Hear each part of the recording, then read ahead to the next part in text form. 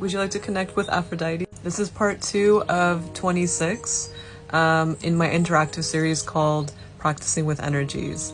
If you would like to enjoy this video to the most possible, watch part 1 posted recently. Also, if you want to binge this series, you can go to my saved folders on the top of my page, and I've made little folders dedicated to this, and it's called Practicing with Energies. If you go in that folder, you can view everything. Also, I'll link the video that was before this one below.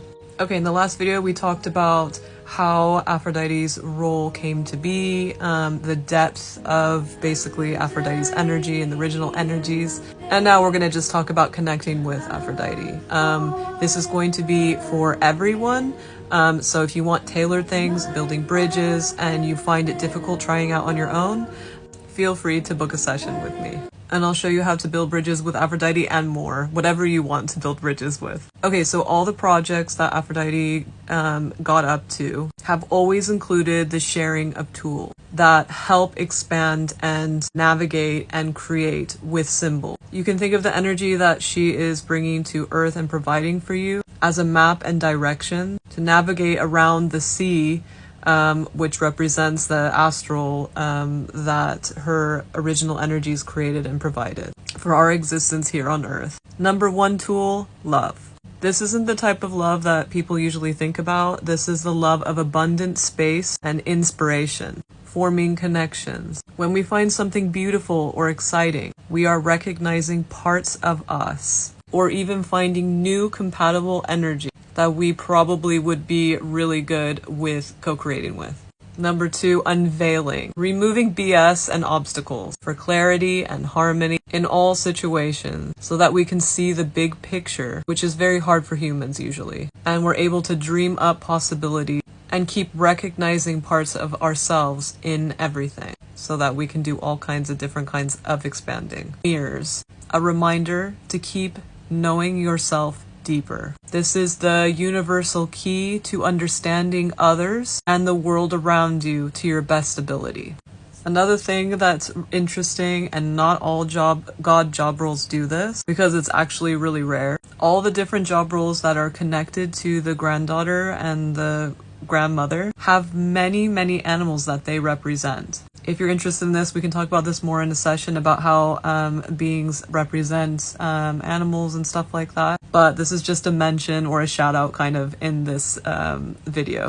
Every energy that joins into being Aphrodite and the job roles of Aphrodite and all the other job roles that we won't mention because there's so many, and there's some that we don't even know who they are, so it wouldn't mean anything. This is one of the reasons why you see people have channeled throughout time and history, and all the little creations that have been left behind, different animals that are from, the water, different nature parts that are from, land and earth and air, like the birds. You can see how many different energies have brought their take to the role of Aphrodite. Okay, now, this is something you can try out. Again, not all the energies provide this. Sometimes they want you to make a connection, or they say that if they really need help, they can come to a session.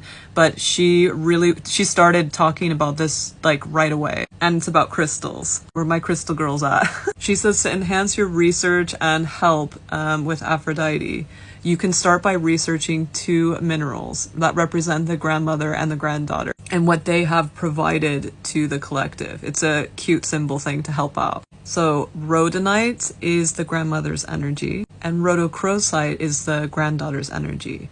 You can see how they're similar, but also a little bit different when you start reading the properties and researching the properties. They say when you start to do that, before you do anything, when you research it, write down all the things that make sense with what you want to work on right now, or that interest you, and all the descriptions that you find when you're researching and the things that pop out to you. That can come from the regular properties that people talk about online and things like that. It can be the color, it can be the way it feels, the way it looks. All those things are important, and nothing is weird or wrong. Just pick the one that makes sense to you. Once you have chosen, one of them's extremely rare. So they gave 2 options. So they gave one where, again, they were talking about earlier in the last video, that basically we need to practice doing things without physical things, just to practice. Some people don't prefer it, but it's good to just know how to do it, even though you don't want to do it. But also you don't have to go buy it also. So in the visualization one, when you're about to try and connect and things like that, start thinking of all those properties that you thought about and found, and formulate a visual or a feeling or whatever works for you of that crystal, as if you're holding it. Just pretend you're holding it. The other way is to do the same thing, but hold the actual crystal, and you'll get both. Both are similar things. So this is a quick, cute little technique to actually help show you that you can do this with anything. It doesn't have to just be crystals. She was like, this is like the one, this is really going to help, blah, blah, blah. So this helps you learn about crystals and the properties that they provide.